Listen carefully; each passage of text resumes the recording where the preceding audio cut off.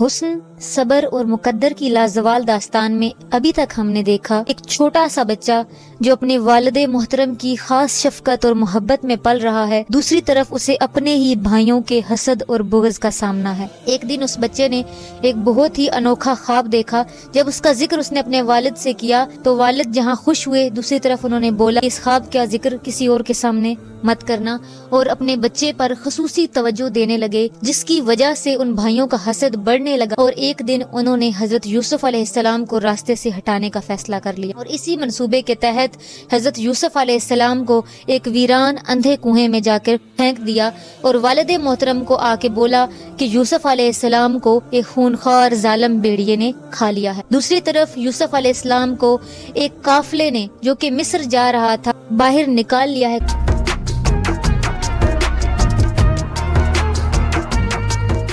قافلے والوں نے حضرت یوسف علیہ السلام کو کنویں سے نکالنے کے بعد اب ساتھ لے جانے کا فیصلہ کر لیا۔ اب یہ قافلہ مصر کی جانب رواں دوا ہے۔ یوسف علیہ السلام کی زندگی کا ایک نیا سفر، ایک نیا دور شروع ہونے جا رہا ہے۔ یوسف علیہ السلام جو ابھی تک اس حیرت سے ہی نہیں نکل پا رہے کہ میری زندگی میں ہو کیا رہا ہے، ایک طرف والد گرامی سے دور، دوسری طرف اپنے ہی بھائیوں کا اس قدر ظالمانہ انداز، اور تیسری طرف اب یہ اجنبیوں کے ساتھ سفر۔ بہرحال یہ سفر مصر جا کے ختم ہوتا ہے اور یوسف علیہ السلام ایک الگ ہی منظر دیکھتے ہیں۔ کیسا منظر ہے؟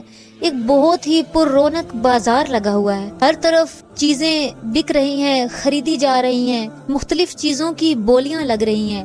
یوسف علیہ السلام کے لیے یہ سارا نظارہ بالکل نیا ہے، وہ اس دنیا سے بالکل اجنبی رہے تھے ابھی تک، وہ ابھی تک اس سارے بازار کو، اس سارے ماحول کو سمجھنے کی کوشش ہی کر رہے تھے کہ کیا دیکھتے ہیں کہ جس قافلے کے ساتھ وہ آئے ہیں اب انہوں نے بھی خرید و فروخت شروع کر دی ہے، وہ سامان جو وہ لے کے آئے تھے اب اس کو انہوں نے بیچنا شروع کر دیا ہے، مختلف چیزوں کی بولیاں لگ رہی ہیں۔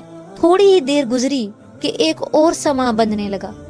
کیا ہوا؟ ان قافلے والوں نے ایک اعلان کر دیا۔ کیا اعلان کیا؟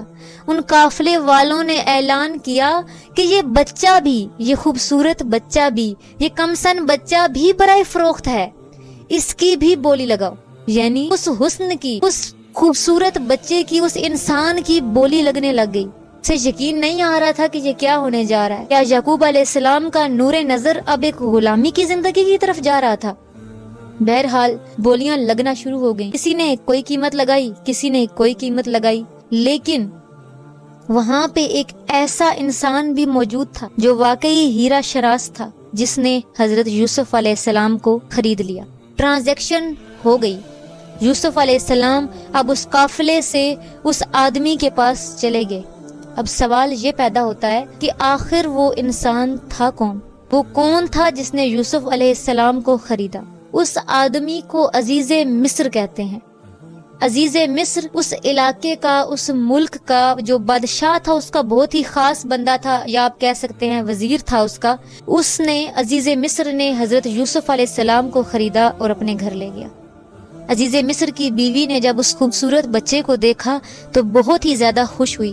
عزیز مصر نے اپنی بیوی کو کہا کہ یہ بچہ میں خرید کے تو لایا ہوں، لیکن مجھے یہ بچہ بہت خوبصورت لگا ہے اور میں چاہتا ہوں کہ اسے ہم اپنے بیٹے کی طرح پرورش دیں۔ قسمت کا کھیل دیکھیے کہ وہ بچہ جسے اپنے سگے بھائی برداشت نہیں کر سکتے تھے، جنہوں نے اس کی زندگی کو ختم کرنے کا فیصلہ کر لیا تھا، جس کے اپنوں نے اس کے ساتھ ایسا سلوک کیا تھا، آج غیر اسے اپنا بنا رہے تھے، آج غیر اس کو اپنا بیٹا بنا کے اس کی شاہانہ ماحول میں پرورش کرنے کو تیار تھے۔ یہ قسمت کا کیسا کھیل تھا۔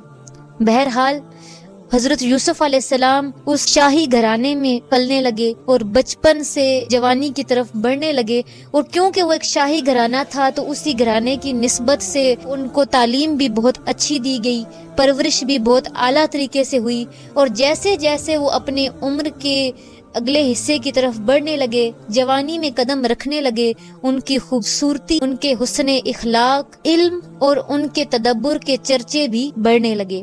ہر زبان پہ ان کا ذکر آنے لگا، کیونکہ حسن میں تو وہ کمال رکھتے ہی تھے، لیکن حسن اخلاق اور پاکیزگی کے بھی چرچے بہت عام ہونے لگے۔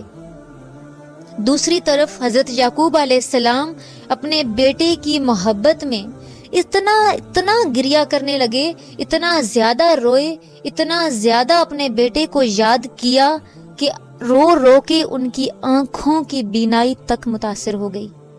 اور وہ بیٹے جن کو لگا تھا کہ یوسف علیہ السلام کو راستے سے ہٹانے کے بعد یعقوب علیہ السلام کی محبت، شفقت اور توجہ ان کا مقدر بن جائے گی، ان کا وہ خواب تو خواب ہی رہ گیا، اور جو وقت پہلے یوسف علیہ السلام کے ساتھ گزرتا تھا اب ان کی یادوں کی نظر ہونے لگا، اور یعقوب علیہ السلام کی سانسیں آہوں میں تبدیل ہو گئی، اور ان کی آنکھوں کے آنسوؤں کی روانی نے آخر کار ان کی آنکھوں کی بینائی تک چھین لی۔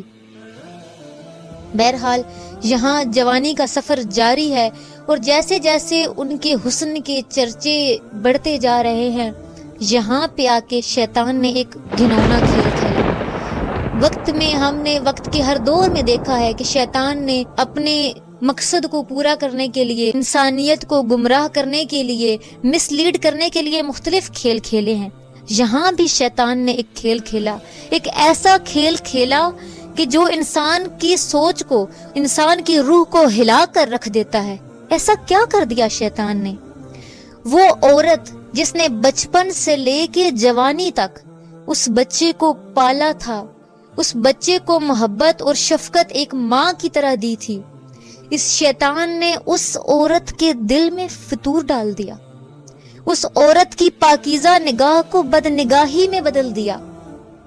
میں یہاں پہ اس واقعے کو جتنا ہو سکے گا تھوڑا سا پاکیزہ الفاظ کا استعمال کرنے کی کوشش کروں گی، لیکن یہاں پہ آپ لوگوں سے یہ ایکسپیکٹ کرتی ہوں کہ آپ لوگ اس چیز کو سمجھ رہے ہوں گے، کیونکہ یہ ہمارے سامنے ہستیاں ایسی ہیں کہ جن کے ساتھ ہمیں الفاظ کا استعمال کرتے ہوئے بہت زیادہ محتاط رہنا پڑے گا۔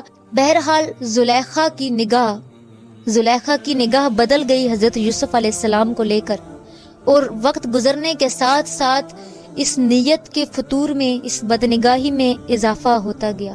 اور ایک دن جب زلیخا اور حضرت یوسف علیہ السلام اس محل میں اکیلے تھے تو زلیخا نے محل کے سارے دروازے بند کروا دیے اور گناہ کی دعوت دینے کی نیت سے یوسف علیہ السلام کی طرف بڑھنا شروع کر دیا۔ حضرت یوسف علیہ السلام جتنے حسن نظر تھے، ان کا باطن، ان کا کردار اس سے بھی زیادہ حسین تھا۔ انہوں نے خود کو بچانے کے لیے دروازے کی طرف دوڑنا شروع کر دی۔ ادھر یوسف علیہ السلام دروازے کی طرف دوڑے، ادھر زلیخا ان کے پیچھے دوڑی۔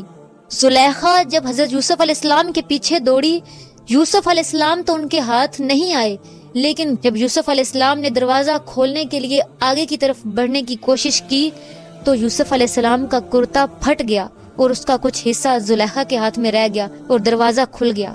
اب جیسے ہی دروازہ کھلا، سامنے ایک عجیب ہی منظر ہے۔ سامنے کیا ہے؟ سامنے عزیز مصر کھڑا ہے اپنے تمام آدمیوں کے ساتھ، درباریوں کے ساتھ۔ ایک مجمع غفیر ہے جس کے ساتھ باہر اب عزیز مصر کھڑا ہے۔ ایک عجیب سا منظر بن گیا۔ عزیز مصر کیا دیکھ رہا ہے؟ عزیز مصر نے بس دروازہ کھلتا دیکھا، سامنے یوسف کو دیکھا، پیچھے اپنی زوجہ زلیخا کو دیکھا۔ اب یہاں شیطان نے پھر ایک کھیل کھیلا۔ شیطان نے زلیخا کے دماغ میں ایک اور سازش بھر دی۔ زلیخا نے یہ سوچا کہ کیوں نہ اپنا گناہ یوسف پہ ڈال دیا جائے، اور زلیخا نے چلانا شروع کر دیا، چیخنا شروع کر دیا، بولی عزیز مصر دیکھیے اس لڑکے کی طرف جسے آپ خرید کر اپنا بیٹا بنا کر لائے تھے، جسے غلامی کی زندگی سے نجات دے کے آپ نے ایک شاہانہ ماحول دیا تھا۔ آج دیکھیے عزیز مصر، اس نے آپ کی عزت پر بری نظر ڈالی ہے، آج اس نے آپ کی عزت پر حملہ کرنے کی کوشش کی ہے۔ عزیز مصر جو پہلے ہی حیران و پریشان کھڑا تھا، اپنی بیوی کی بات سن کر تو گویا سکتے میں ہی آ گیا۔ ابھی یوسف علیہ السلام نے اپنا کوئی موقف نہیں دیا، وہ خاموش کھڑے ہیں۔ اب آگے کیا ہوا؟ عزیز مصر نے کیا واقعی زلیخا کی بات پہ یقین کر لیا؟ یوسف علیہ السلام نے کیا بولا؟ کیا یوسف علیہ السلام کی بات پہ عزیز مصر نے یقین کیا؟ کیا یوسف علیہ السلام ان کی پاک دامنی کا یقین دلوا سکے؟ کیا زلیخا اپنی سازش میں کامیاب ہو گئی؟ اگلے ایپیسوڈ میں دیکھیں گے۔